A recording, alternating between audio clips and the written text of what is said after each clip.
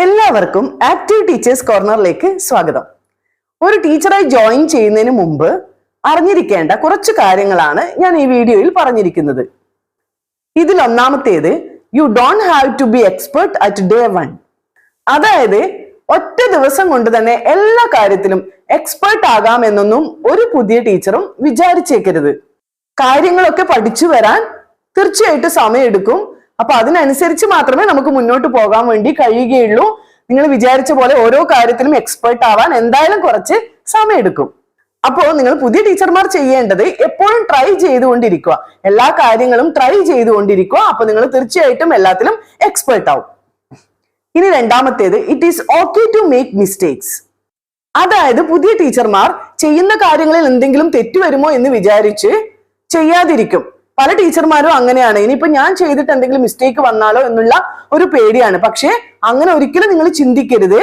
Mistakes വരുത്തിയിട്ട് മാത്രമേ നമുക്ക് ശരിയിലേക്ക് എത്താൻ പറ്റുകയുള്ളൂ. നമുക്ക് എല്ലാവർക്കും അറിയുന്ന കാര്യമാണ്. അതുകൊണ്ട് മിസ്റ്റേക്സ് വരുമല്ലോ എന്ന് വിചാരിച്ചിട്ട് ഒരു കാര്യവും നിങ്ങൾ പുതിയ ടീച്ചർമാർ ചെയ്യാതിരിക്കരുത്. എല്ലാം നിങ്ങൾ ചെയ്യണം. മിസ്റ്റേക്സ് വരും, അത് സ്വാഭാവികമാണ്. പിന്നീട് അത് നമുക്ക് ശരിയാക്കി മാറ്റാം. ഇനി മൂന്നാമത്തേത്, ഗ്രേഡ്സ് ആർ നോട്ട് എവറിത്തിങ്.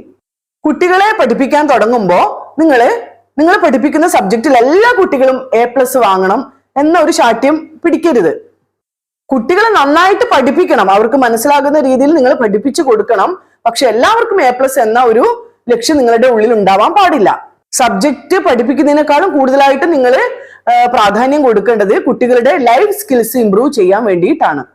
ഇനി നാലാമത്തേത്, ബിൽഡ് റിലേഷൻഷിപ്പ് വിത്ത് പേരൻസ്. ഒരു ടീച്ചർക്ക് കുട്ടികളോട് മാത്രം അടുപ്പം ഉണ്ടായത് കൊണ്ട് കാര്യമില്ല.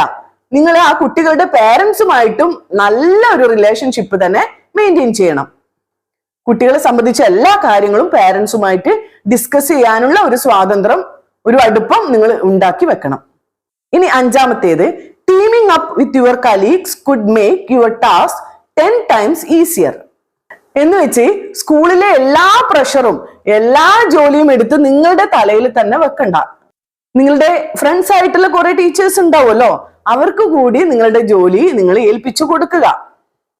അല്ലാതെ എല്ലാം ഞാൻ ഒറ്റയ്ക്ക് തന്നെ ചെയ്യാം എന്നൊരു ചിന്ത ഒരു ടീച്ചർക്കും പാടില്ല. കാരണം അത് നമ്മളെ കൊണ്ട് ചെയ്യാൻ പറ്റില്ല. ഇനി ആറാമത്തേത്, once a teacher always a learner.